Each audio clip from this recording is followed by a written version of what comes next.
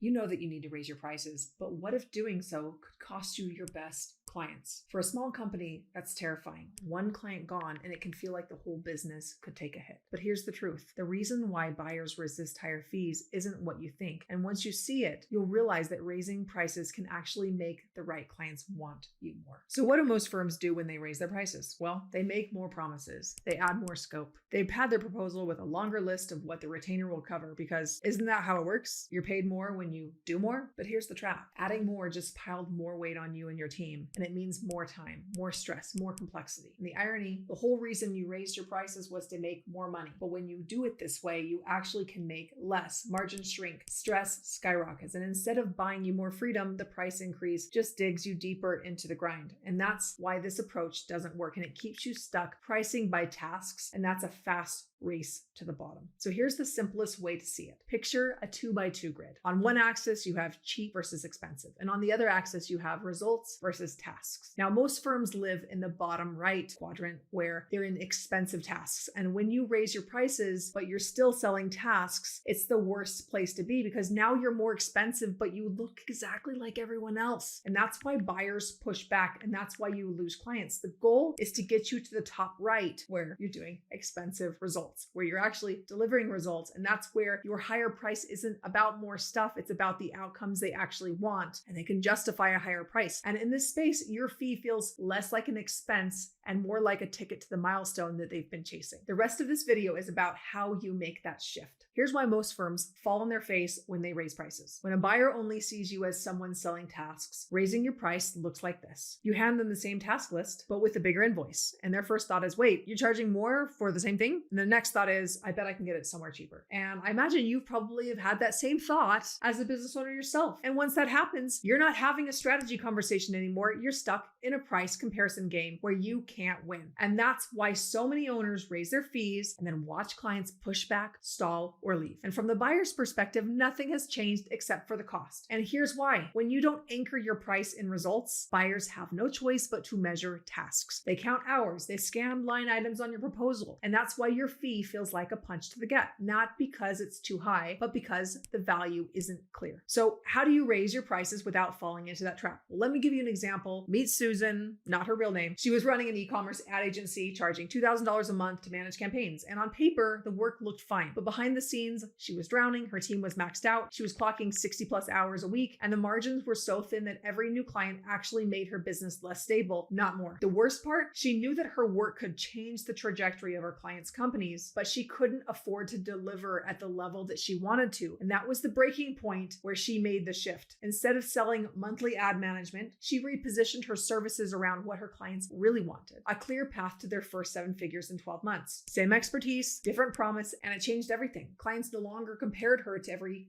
$2,000 freelancer. They saw her and her team as a growth partner. Her fees went up, her margins doubled, and her team actually had less on their plate because she focused on the main growth levers that generated results for her clients. And that's the key. You don't raise your prices by doing more, you raise prices by doing less and tying it to the result that your clients actually care about. And here's what Susan's story shows us. More deliverables don't make your offer stronger, they make it weaker, because they keep the focus on inputs instead of the result. And when buyers don't see the result, your higher fee looks like more risk. And when they do see it, your higher fee looks like a bargain compared to what they stand to gain. And that's the unlock. Raise your prices not by doing more, but by making the outcome so clear it reframes the whole conversation. And this applies whether you are charging $2,000 a month or $20,000 a month or $1 million a year. And what Susan did instead was jump to the top right quadrant where they were in expensive results. She reframed the offer around what her clients actually wanted: predictable growth to 7 figures in 12 months, and she showed them how to get there. She de-risked it by making the path concrete. And here's the mini aha for you. Price doesn't create trust. Clarity of value does. And when the result and path are clear, the higher fee stops feeling more like this is more for the same and starts reading as this is the vehicle to the outcome that we have been chasing, that we have wanted. And this is why her shift worked. She didn't win because she charged more. She won because she changed the frame so that the reward